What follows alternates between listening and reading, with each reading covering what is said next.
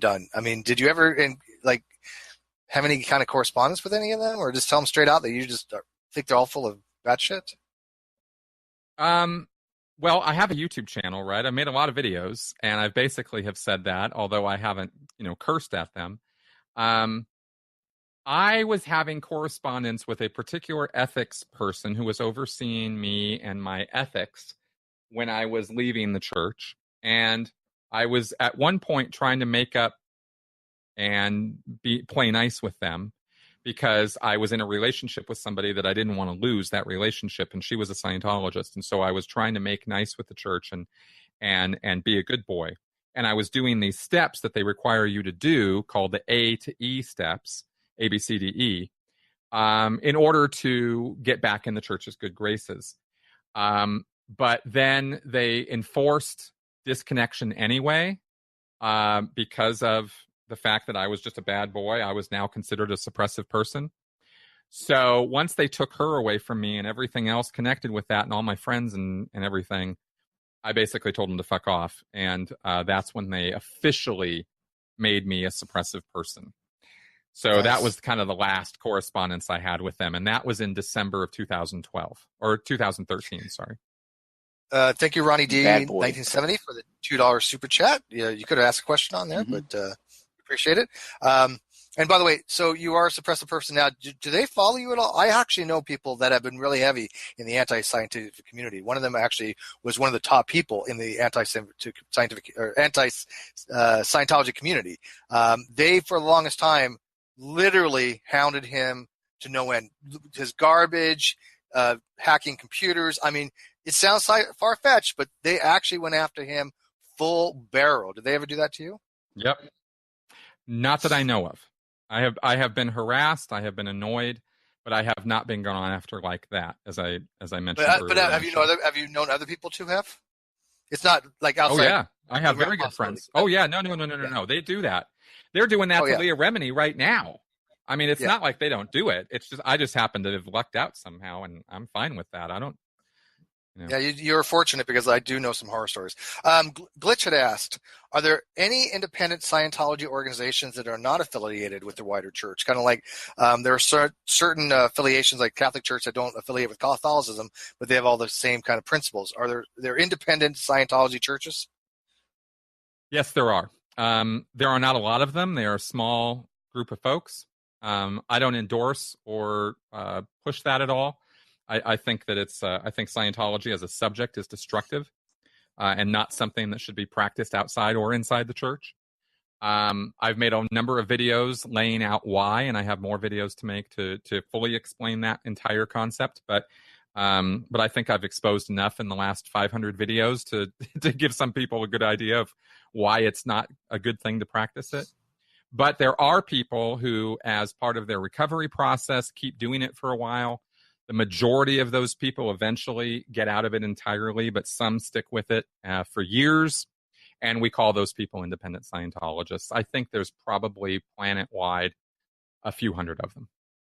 Gotcha.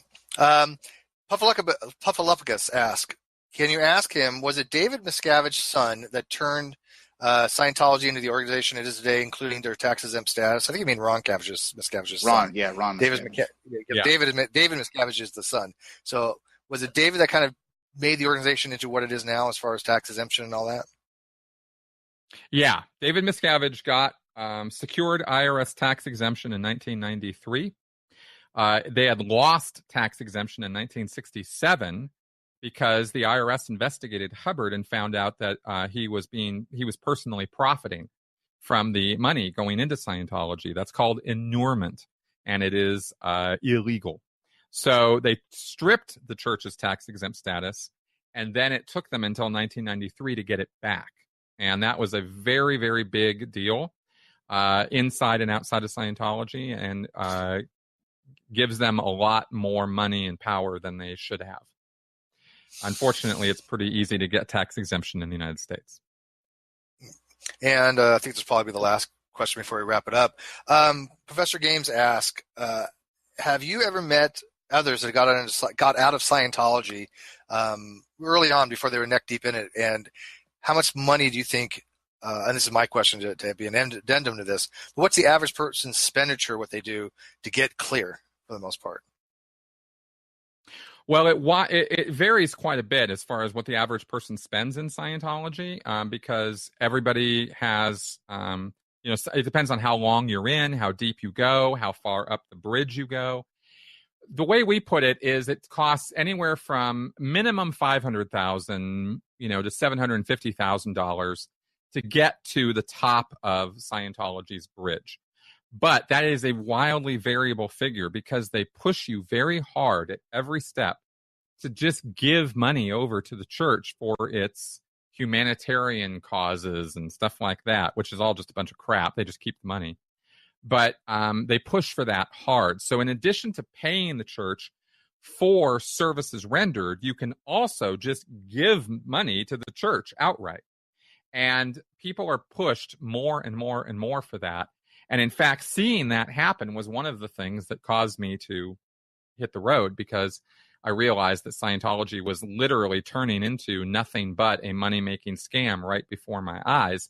It had always been a money-making scam, but it was so obviously that now that I couldn't deny it. So that's one of the things that got me out of it. Thank you for answering those questions. And at this time, before we close out, I'm going to let everybody know where they can find out more about you, follow you, your channel, and the book and the channel link are in the description as well. So make sure that you guys get the book and read it. It's fascinating. You will love it. And I'll turn it over to Chris to let him plug away. Yeah, I have a YouTube channel. It's my name, Chris Shelton. You can check it out. I've got a lot of videos there on Scientology, a lot of interviews with people, cult therapists, sociologists, psychologists, people who talk about destructive cults, whether it's Scientology or Jehovah's Witnesses or Christian groups. I mean, the most watched video on my channel is actually about Bill Gothard and that whole little Christian cult that was going on. But I've got a lot of content on there you can check out that educates about the subject of Scientology and all kinds of other extremist groups. I've kind of made that my life work at this point. That's what I do for a living, is I do that channel and writing. I wrote a book about Scientology. It's called Scientology A to Xenu, and that is not my memoir.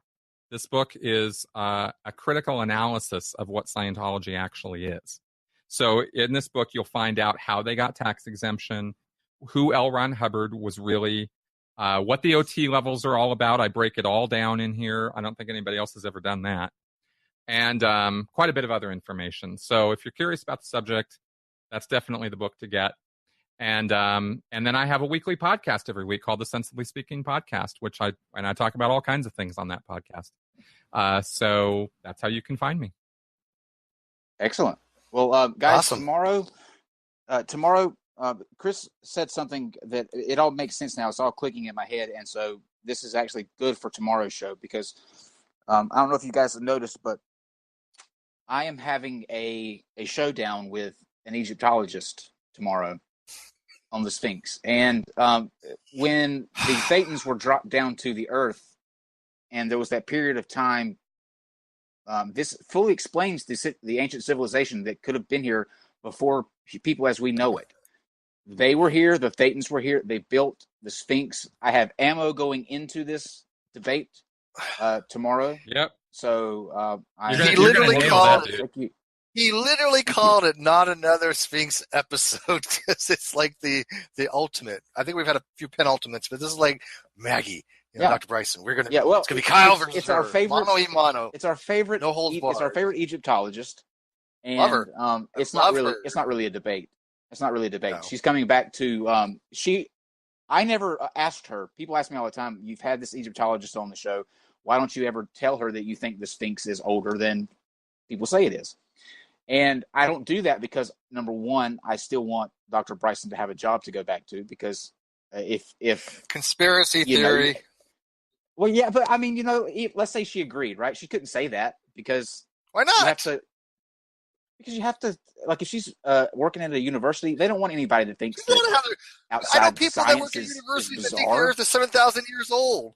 Matter of fact, I just posted an article of the superintendent dude or something like that. He's actually this guy that's going to be evaluating the evolution studies in I think it was Texas. He's a young creationist, so it doesn't really. I mean, yeah, I didn't want to put her in that spot because number one, I didn't want her to feel like we were put her in that spot. But she found out that I questioned the age of the Sphinx, so she said, "Why don't we do a show on it?" And I said, I think that's a great idea. So I would like having her questions. On.